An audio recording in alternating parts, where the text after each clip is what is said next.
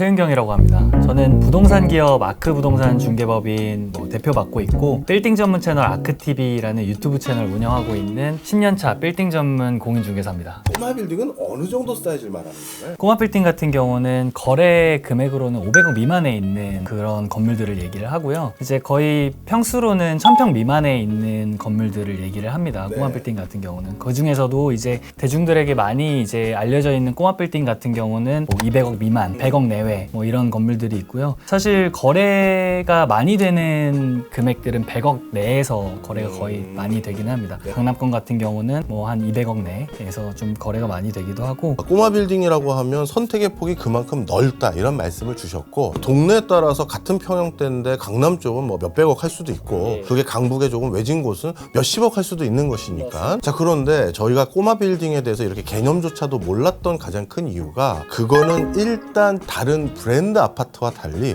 우리가 정보가 많이 없어요. 그러다 보니까 꼬마 빌딩은 투자할 때 좀 주저됩니다. 전보다는 투명화가 좀 많이 된 상황이고요. 그렇지만 이 정보의 비대칭성이 존재하는 시장입니다. 네. 이유는 거래를 했던 분들한테만 맡기는 경우들도 있고, 의뢰를 하는 경우들도 있고, 플랫폼이나 이런 데서 광고를 하고 매물들이 있고, 어떤 중개법인에 가서 브리핑 받는 매물들이 있지만 각자 다 각 업체별로 브리핑 받는 매물들이 다르기 때문에 사실 여러 업체들을 컨택하지 않는 이상 뭔가 이제 정보 비대칭이 생길 수밖에 없는 그렇게. 거고, 반대로 얘기를 하면 사실 돈을 벌 수 있는 기회가 있다라는 시장이기도 합니다. 주식 투자라든가 이런 것들은 우리가 초과 이익을 거두기가 조금 어렵잖아요. 왜냐하면 시장에 웬만한 정보는 다 오픈이 되어 있기 때문에. 그런데 오히려 꼬마 빌딩은 나름대로의 정보의 비대칭성이 개선은 돼가고 있지만 그래도 좀 있기 때문에 그게 오히려 초과 수익을 거둘 수 있는 기반도 될 수 있다, 그 얘기네요. 또 한 가지 여쭤보고 싶은 게, 꼬마 빌딩은 그래도 접근 좀 하려면 종잣돈 이게 조금은 그래도 있어야 되는 거죠. 전체 빌딩 매매 가격에 적어도 몇 퍼센트는 가지고 찾아봐야 되는 건가요? 일단 매가의 한 20% 정도가 최소 미니멈 금액이라고 생각을 하시면 되고, 근생 건물 같은 경우는 80%씩 최대 대출이 나오기 때문에 법인을 이용을 하거나 개인인 경우도 아이가 맞는다면 한 70%까지도 대출을 할 수 있고 하다 보니까 20-30% 정도를 가지고 한번 오시면 될 것 같습니다. 진짜 너무 저희 같은 소상공인이죠. 저희 스튜디오 같은 데는 이 진짜 임대료 부담이 너무 세거든요. 저희도 그래요. 그러세요? 저희 업체도 임대료가 차지하는 비중이 꽤 높다 보니까 부담이 많이 됩니다. 그래서 그렇죠. 저도 마찬가지로 꿈이 이제 나중에는 사옥에서 제 사업을 하고 싶다라는 생각이고, 그게 작더라도. 그리고 대표님 법인 아까 명함 주신 거 봤더니 여기는 임대료 진짜 센 동네던데요. 압구정에 계시던데. 네, 맞습니다. 네. 그런데 이제 부동산을 저희가 투자할 때 저한테 이런 선배님들의 충원도 많았어요. 경호야, 무슨 소리, 아파트를 사야지. 꼬마 빌딩은 그러다가 돈 묶여요. 이런 얘기를 많이 하세요. 왜냐하면 아파트는 그 제일 좋은 게 환금성이잖아요. 맞아요. 근데 이 꼬마 빌딩은 경기 좀 나쁘거나 아니면 내가 이제 더 이상 필요 없어질 경우 내다 판다고 했었을 때 그 감가상각만 일어나서 손해만 보는 거 아닌지. 건축물을 봤을 때 감가상각이 없을 수는 없겠지만, 사실 꼬마 빌딩 같은 경우도 황금성이 좋은 지역들이 나눠져 있습니다. 아파트도 마찬가지로 황금성이 좋은 아파트들이 있듯이, 사실 아파트도 멀리 지방으로 가거나 하면 거기도 돈이 묶일 수 있는 거라고 저는 생각을 하거든요. 그래서 꼬마 빌딩도 거의 마찬가지라고 보시면 될 것 같습니다. 그래서 선호도가 좀 높은 지역에 사시게 되면 환금하는 데는 크게 문제가 없고요. 사실 부동산 중에서는 비교적으로 제일 안정적인 재화라고 저는 생각을 해요. 아파트 같은 경우는 이제 급등락이 좀 어느 정도는 있잖아요. 시세가 올랐다 내려갔다 하는데, 이 꼬마 빌딩 같은 경우는 도심지에 있는 땅을 산다고 생각을 하시면 돼요. 그렇다 보니까 계속해서 꾸준한 우상향 그래프를 그리면서 지금 양상을 보여주고 있고. 자, 그러면 일단 전체 건물 빌딩에 아주 적게는 20에서 30% 정도까지 있어도 취득이 가능하신 여지는 있습니다 라고 말씀 주셨고, 그리고 환금성에 대한 걱정을 제가 많이 했는데 그것도 역시 아파트랑 똑같다. 선호하는 지역의 건물이라면 환금성은 그래도 상대적으로 덜 걱정하셔도 됩니다 말씀을 주셨고요.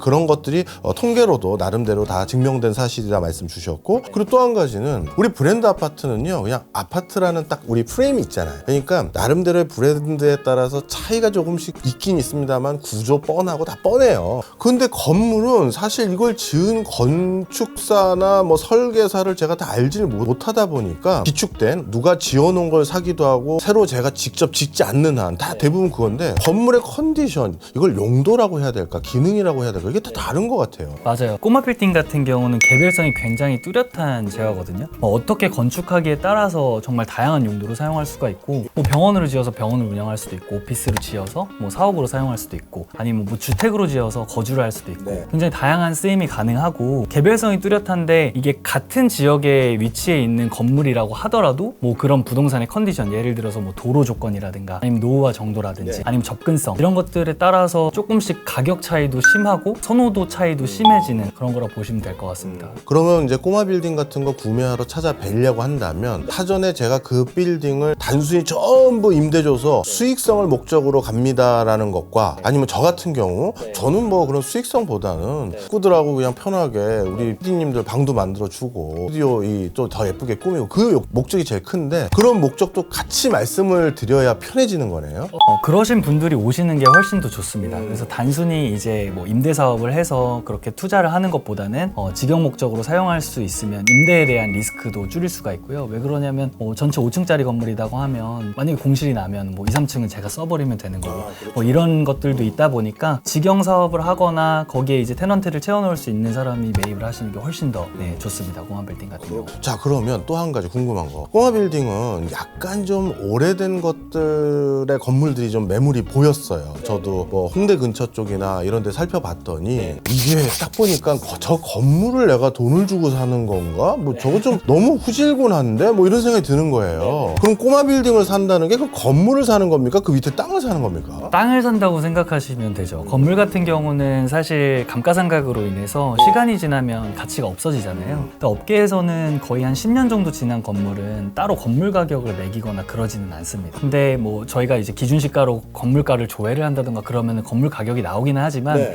소비자 입장에선 사실 10년이 지난 건물은 그렇게 건물 가치가 있다라고 생각을 안 보죠. 그래서 차지하는 비중이 굉장히, 건물이 차지하는 비중은 작다. 매가에서. 네, 그렇게 생각을 하시면 될 것 같습니다. 그러면 예를 들어서 꼬마 빌딩을 매매할 때, 물론 대표님 찾아뵙고 자문구에서 할 수도 있겠지만 만약 제가 직접 알아본다고 했었을 때는 가능한 한 건물 가격은 인식 안 하는 게 좋은 거네요. 네, 땅값을 보시는 게 제일 중요하고요. 그래서 실제로도 실거래가 뭐 어플 요새 많이 있잖아요. 뭐 밸류맵이나 디스코나 이렇게 실거래가, 토지가를 공개해주는 어플들이 있는데 거기에 기준이 다 토지평당가입니다. 자, 그 다음에 마지막으로 꼬마 빌딩 같은 걸 만약에 저희가 유튜브도 잘하고 우리 PD님들하고 잘 운영했다라고 하면 그걸 바탕으로 꼬마 빌딩을 샀는데, 이왕이면 재건축 재개발 이슈가 있으면 좋은 거 아닙니까? 예, 지분 구조도 이제 다 들어가 있을 정도의 이제 제가 이제 그런 회사로 운영 발전시키는 게 저희가 목표인데, 이런 거 하나 우리가 다 회사 돈으로 사놨다가 그게 나중에 잘 되면 우리 뭐 동료이자 뭐 가족이나 다름없는 사람에게도 뭔가 혜택이 갈 수도 있는 게 있을 것 같아서. 재개발 지역으로 묶여있는 지역에 있는 건물을 매입을 하시게 되면 그게 이제 재개발됐을 때 받는 보상들이나 이런 게 있겠죠. 저희 중개업체를 찾거나 이제 꼬마 빌딩을 투자하시려고 하시는 분들은 사실 그런 투자를 하시지는 않고요. 건물을 매입을 하셔서 직접 지으려고 사시는 분들이나 아니면 리모델링 하시려고 하시는 분들이 많죠. 예를 들어서 이제 재건축 아파트 같은 경우는 뭐 모든 소유주들이 다 동의를 한다고 하더라도 어떻게 거쳐야 할 절차가 있잖아요. 꼬마 빌딩 같은 경우는 언제든지 소유주 의지에 따라서 신축을 하거나 뭐 리모델링을 하거나 건물 부수거나 마음대로 할 수 있습니다. 그래서 그런 점들도 조금 꼬마 빌딩의 성격 중에 하나인 것 같아요.